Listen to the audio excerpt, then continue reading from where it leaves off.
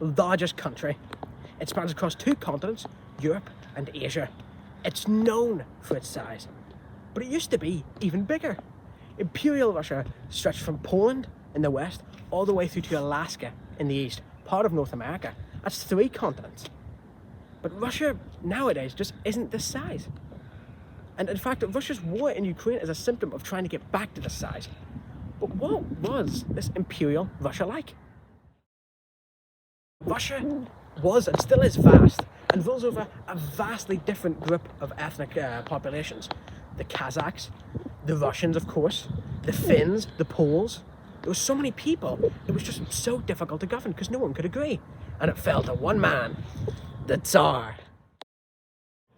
The Tsar at this time was Nicholas II. He was an autocratic leader who believed in his divine right to rule over the people. However, when he came to the power in 1894, he was not ready for it. When his father died, he did not even want the role. He was a leader who was very indecisive and very easily manipulated. For example, when he was having a meeting, he would often just choose the decision that was suggested by the last person who left the room. He did keep bodies close to him, however, such as the Imperial Council, who did not have the power to influence him, which only advised him instead. Despite this, the Imperial Council was appointed, not elected. Democratic ideals had yet to truly seep into Russia, and while some liberal ideas had begun to take root, they were nowhere near getting to power. While reforming Tsars, such as Alexander II, had in fact emancipated the serfs in 1861, they were still without real, democratic rights. There was no elections, there was no state parliament. In fact, in 1894, it was still illegal to oppose the Tsar in public. And on top of that, censorship was still in place in the Russian Empire. The state secret police, Okhrana, cracked down on any and all roots of extremism. In Okhrana's best efforts, political activists had successes. In 1881, Tsar Alexander II was blown to bits by a bomb thrown by a terrorist group known as the People's Will. There were many social classes in Russia. 85% of these were made up by peasants. These were people who lived in terrible conditions and were often not paid. They were referred to as the ruling class, as the dark masses, and the ruling class were afraid to educate these people as it could potentially lead to future revolutions.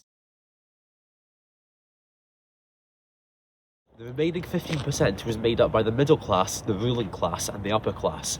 The middle class were disgruntled by the political system, as they did not have a voice in political matters in Russia.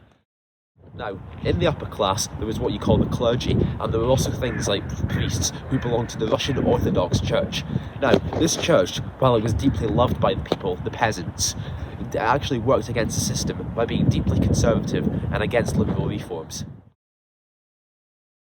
Despite its vast size, Russia's economy was very lackluster. It was backwards, rooted deeply in its agrarian system.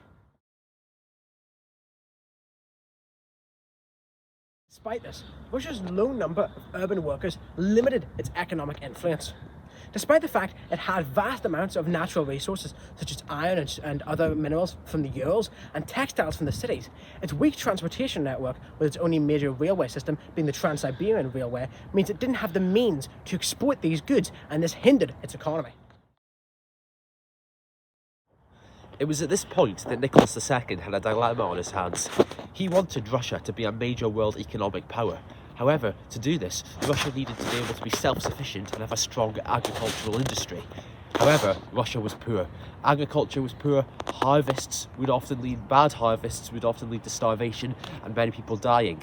The starvation and the poor conditions would lead to uprisings. So there was a real predicament for the Tsar Nicholas II about what to do.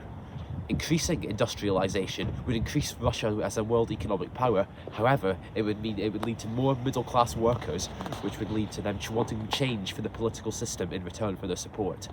There would also be a problem with increasing the urban workforce in the working class, which would mean there would be a further educated workforce, which would lead to them being able to read things like revolution books, which would lead to problems and uprisings.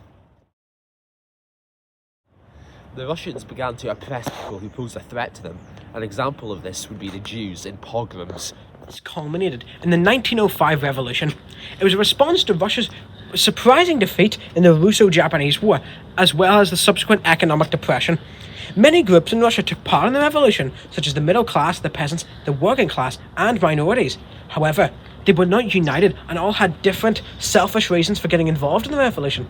As a result, the Tsar was able to divide and conquer the opposition, surviving the revolution. However, he did not come out unscathed.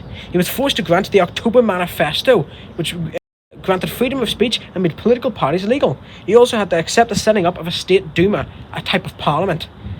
The Tsar and the Duma did not work out, and they were unwilling to work constructively, with it frequently closing down if he did not like its demands.